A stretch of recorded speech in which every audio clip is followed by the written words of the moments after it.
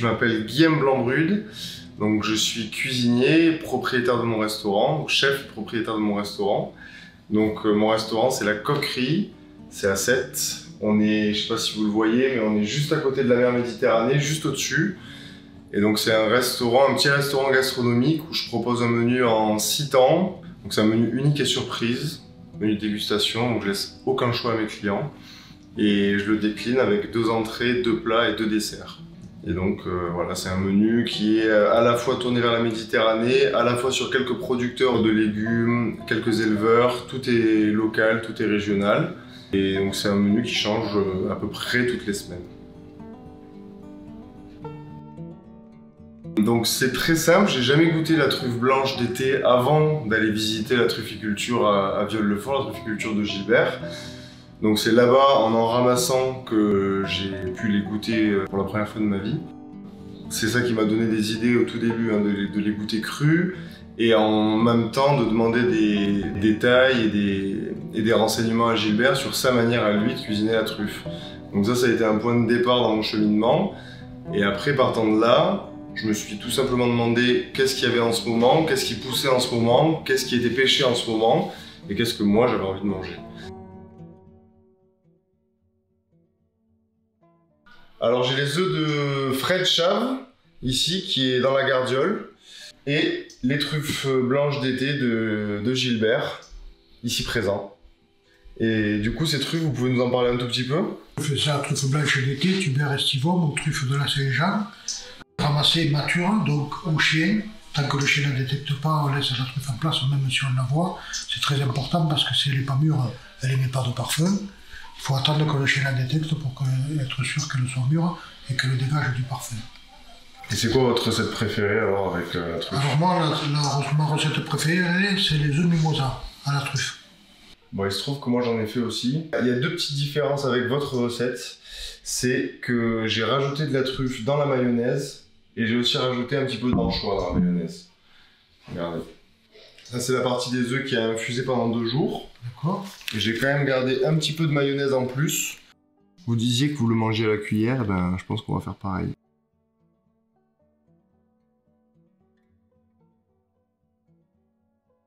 C'est la mayonnaise avec le jaune d'œuf, l'anchois et la truffe. Et en plus, on en râpe un petit peu par-dessus.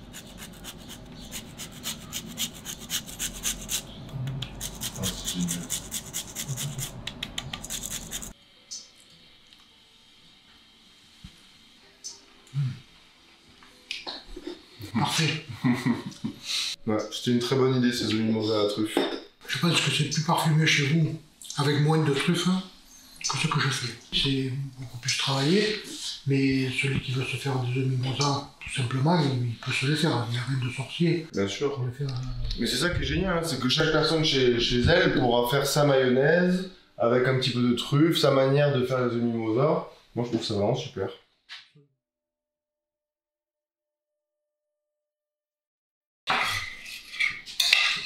Donc ce sont des petits artichauts piquants, quasiment des artichauts sauvages, qui sont produits par Guillaume Joseph à Montagnac. Donc là j'ai préparé en ragoût avec du lard de colonnata et la truffe blanche d'été. Le lard de colonnata, c'est un lard qui est préparé, donc en Italie c'est des cochons italiens, et c'est un lard qui est préparé avec du romarin, de l'ail, du poivre et du sel. On va finir l'assaisonnement avec un tout petit peu d'huile de truffe. Donc là vous allez voir, la saveur de l'artichaut est particulièrement marquée. Elle est bien soutenue par la truffe. Salé uniquement avec le lard de colonnata. On va rajouter 3 grains de fleur de sel. Et un tout petit peu de truffe.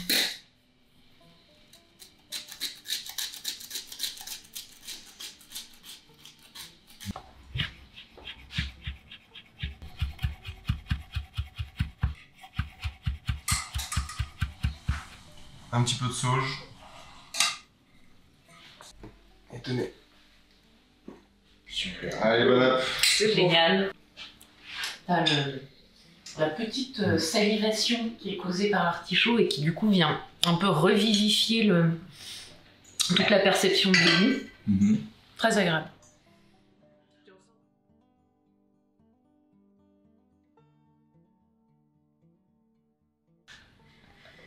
On va essayer voir à quoi ça ressemble. Faut pas qu'il y en ait beaucoup parce que le jus de cosse de fève, c'est un peu amer. Alors, ça, c'est le carpaccio de mulet qu'on va à peine saler et à peine assaisonner avec l'huile de truffe.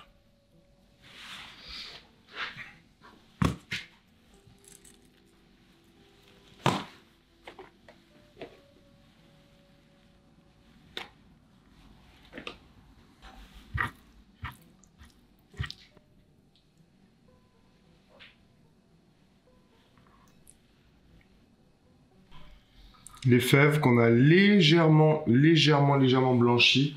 Je vais faire une julienne de truffe. Du coup, une tranche épaisse. Et on va faire des petits bâtonnets.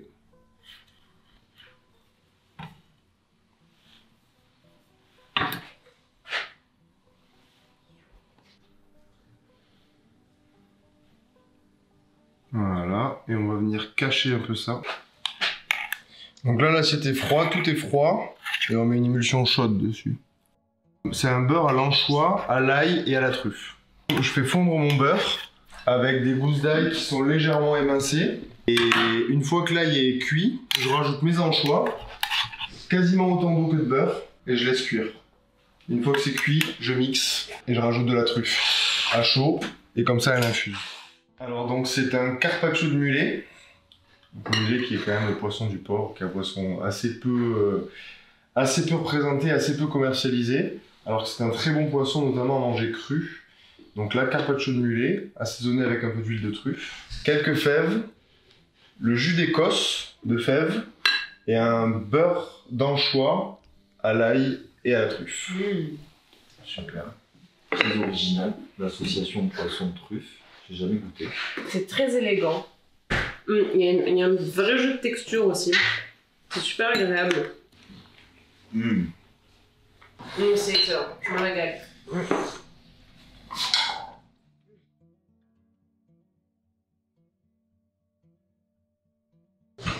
On fait des escargots de mer à la truffe, donc c'est avec un siphon au beurre noisette et à la truffe, des petits pois mange-tout, des haricots mange-tout, des pois gourmands, quoi. Je sais jamais comment on les appelle. Des croûtons et un petit peu de vin blanc réduit, juste pour faciliter. Ça va être bien. Donc les escargots qu'on a préalablement cuits dans un bouillon, bien poivrés, beaucoup d'aromates, une vingtaine de minutes, des escargots de mer. On fait sauter au beurre, assez vivement, pour que ce soit très rapide. On va déglacer au vin blanc, ajouter nos pois gourmands,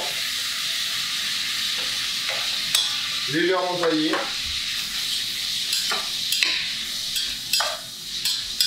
Là c'est juste pour les monter un peu en température. Un tout petit peu de fleur de sel, un petit peu de poivre.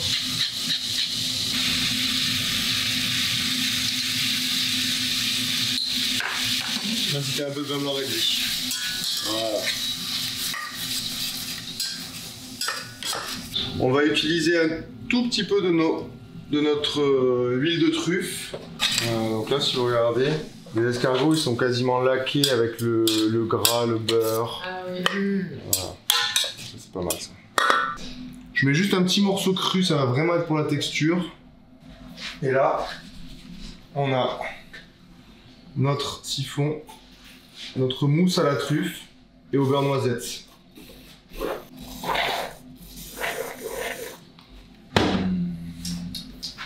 Ok. À ça, on rajoute quelques petits croûtons. On rajoute 3 gouttes de vin blanc réduit. C'est juste qu'il y ait des bouchées pour qu'il y ait quelques bouchées qui explosent d'acidité. J'ai 3 fleurs de roquette. Ça va vraiment venir poivrer très légèrement. Et un peu de truffe. Quand même.